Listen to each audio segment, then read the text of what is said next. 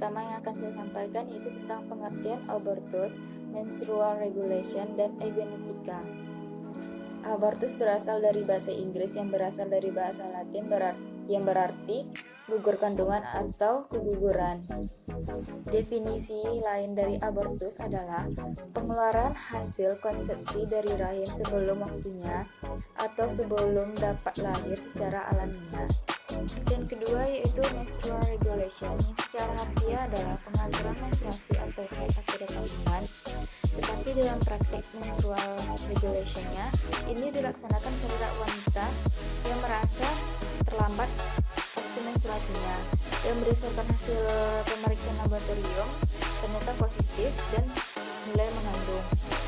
Artian yang ketiga yaitu eugenetika, yang merupakan usaha manusia mengadakan perbaikan keturunannya. Ini juga bisa diartikan sebagai seleksi ras unggul dengan tujuan agar janin yang dikandung ibu dapat diharapkan lahir sebagai bayi yang normal dan sehat fisik, mental, dan intelektual.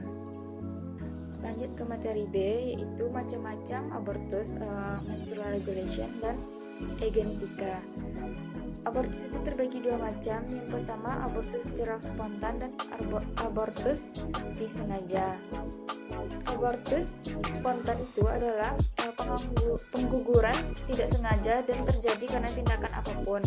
Abortus spontan juga memiliki beberapa macam, diantaranya abortus kompleks, abortus incomplete, abortus imminent, missed abortion, dan abortus habilis. Abortus yang disengaja itu terbagi dua macam.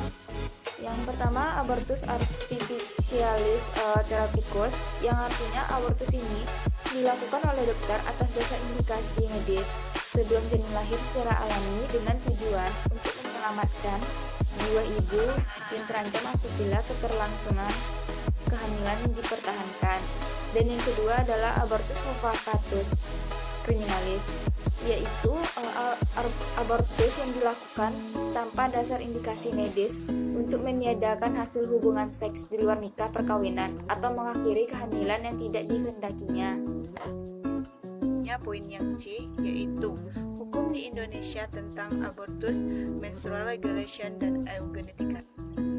Abortus dan menstrual regulation pada hakikatnya adalah pembunuhan terselubung berdasarkan pasal KUHP pasal 299, pasal 346, pasal 384, dan pasal 349 bahwasannya negara melarang abortus serta menstrual regulation. Sanksi bagi pelaku aborsi ini dan menstrual regulation cukup berat. Tidak hanya wanita yang bersangkutan akan dihukum, tetapi semua pihak yang terlibat dalam proses aborsi tersebut akan dikenakan sanksi pidana dan denda. Seperti pihak-pihak yang terlibat itu seperti dokter, bidan, juru obat, maka mereka semua akan dikenakan sanksi pidana serta denda. Pada pasal-pasal tersebut merumuskan dengan tegas bahwasannya barang siapa yang memenuhi unsur-unsur kejahatan melakukan aborsi tersebut, maka akan dikenakan hukuman pidana maksimal 15 tahun penjara serta dikenakan denda sebesar 3 juta rupiah. Bukan hanya bagi dokter, bidan, serta juru obat yang melakukan atau yang membantu melakukan abortus, pidana dapat ditambah dan bisa dicabut hanya untuk melakukan praktek profesinya. Selanjutnya poin D yaitu pandangan hukum Islam tentang abortus, menstrual regulation, dan eugenetika.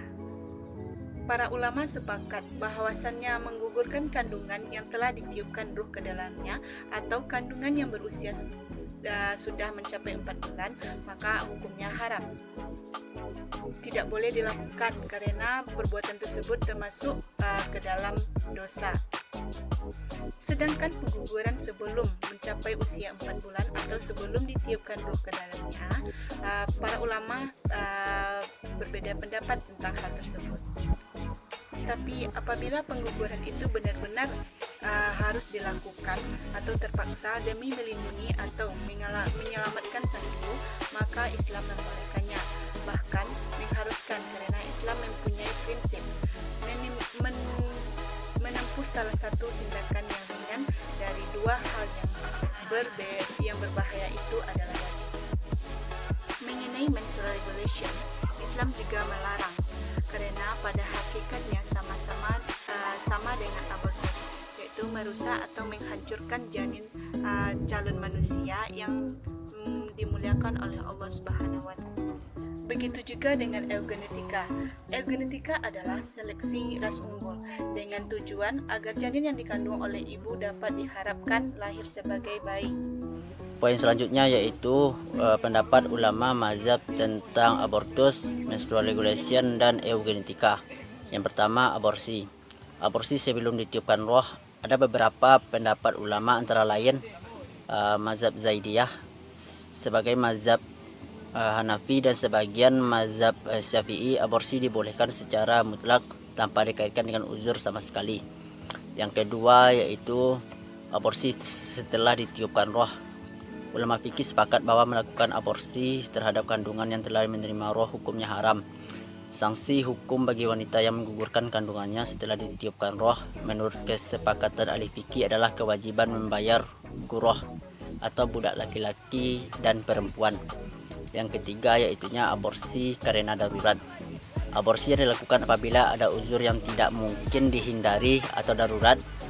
Misalnya apabila roh dibiarkan tumbuh maka akan membahayakan kematian ibu, maka aborsi dalam keadaan ini boleh atau mubah.